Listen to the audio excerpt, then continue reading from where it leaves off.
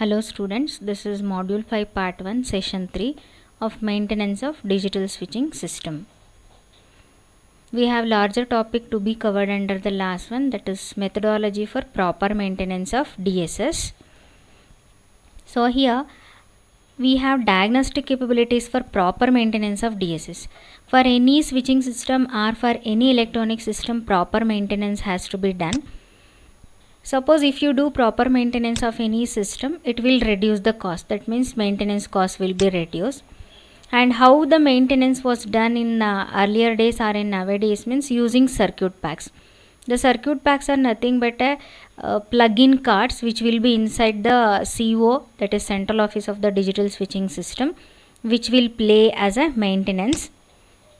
And there will be early digital switching system where you need less number of switching systems. That means the large number of circuit packs are needed whenever you have early digital switching system.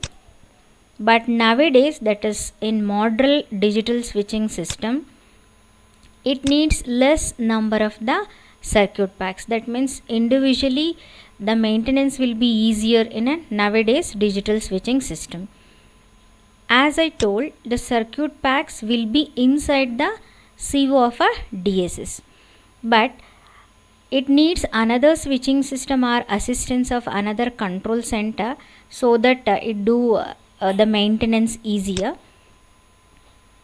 The circuit packs used were very costlier. For that we need to go for some remote maintenance. That remote connection is done with two blocks. It is one is SCC and another one is ISAC. I hope you know the expansion of this in the interface of switching system, switching control center and electronic switching assistance center. So with the assistance of this, the diagnostic capabilities of a maintenance of switching system is done. So then you have one topic called effect of firmware deployment on DSS. So you may be knowing hardware and software, that means physical parts of any system are the program set of instruction. But what is firmware have to be done? Before that we'll try to know what is deployment. Deployment means, so you'll be adding certain hardware or software during the upgradation process. It should not affect the system which will be running also. That is about the deployment. Now we'll try to go for firmware. So the firmware is actually executable code. So what is a firmware means? It is a executable code or data which will be stored in semiconductor devices. See, it will be stored in semiconductor devices, but it is not in a permanent basis. Whenever it is needed, the data has to be stored. That is quasi-permanent basis.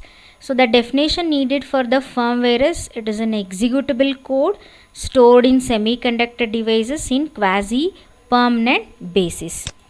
Then how to update or upgrade the firmware means, so you have two methods of upgrading the firmware. One, so physically replace the device, that is physical replacement, or with the assistance of manual operator, that means manual intervention. This is about the updation of the DSS.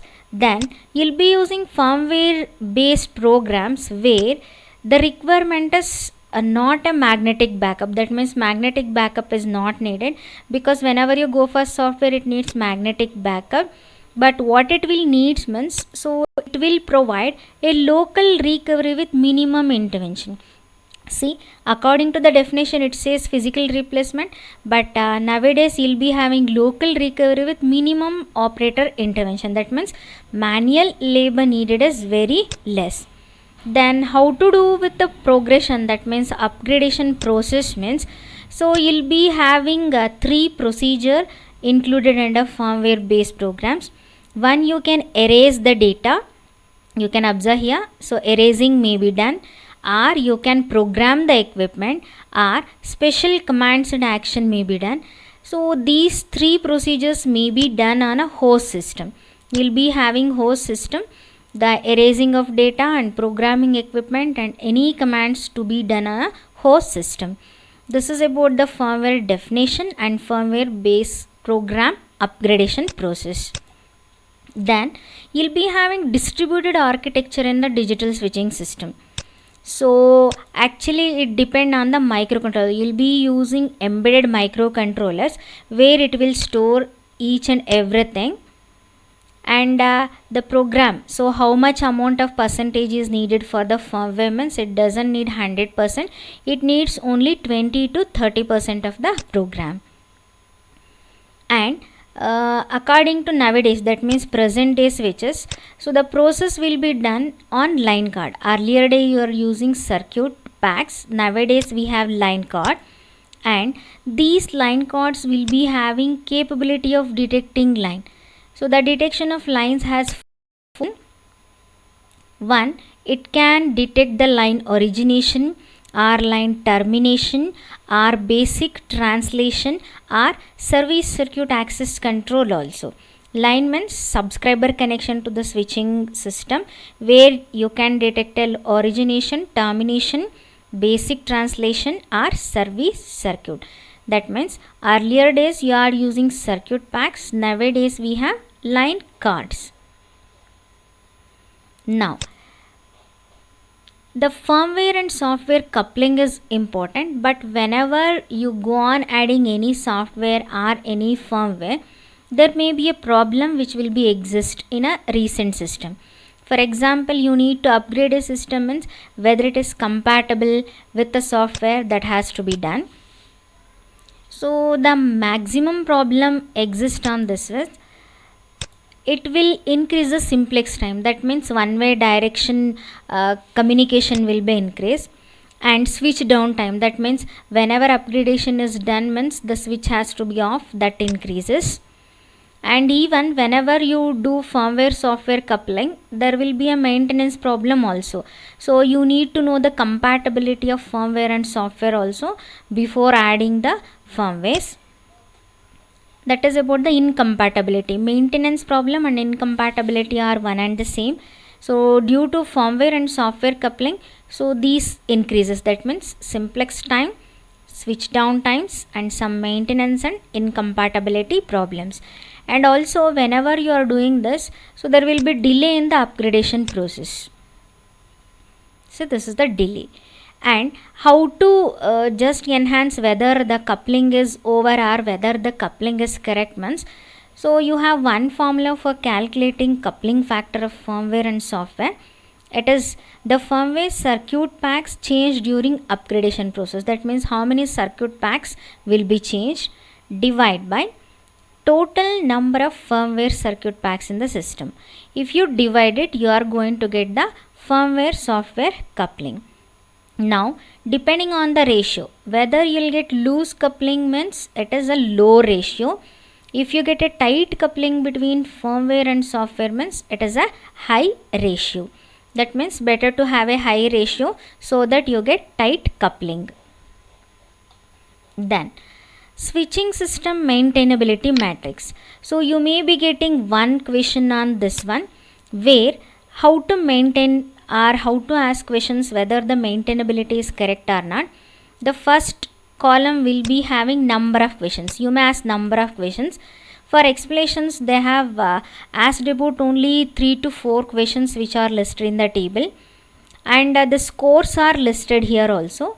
The first one is upgradation process success rate, whether your upgradation process is success or not. The scoring will be starting from 0 to 7. If it is 40% or less means the scoring will be 0. If you get high success rate in upgradation process means then the scoring will be 7. Then patches. I hope you may be knowing patches. Patches are the quick fix programs added in each year so that you correct the digital switching system. If 600 number of patches or more are added, then the scoring will be 0. If you add less number of the patches means the scoring is 7. Then you'll be having diagnostic resolution rate. What is diagnostic resolution rate means? So you'll be checking whether your resolution of the system after maintaining it, whether it is correct or less. If it is 40% or less means the score will be 0. If it is 97% means the score will be 7. Then you'll be having different types of the error. It may be critical error or it may be major error also. If the critical errors are listed and they are corrected in 6 or more days, the scoring will be 0. If they are not corrected, it will be listed.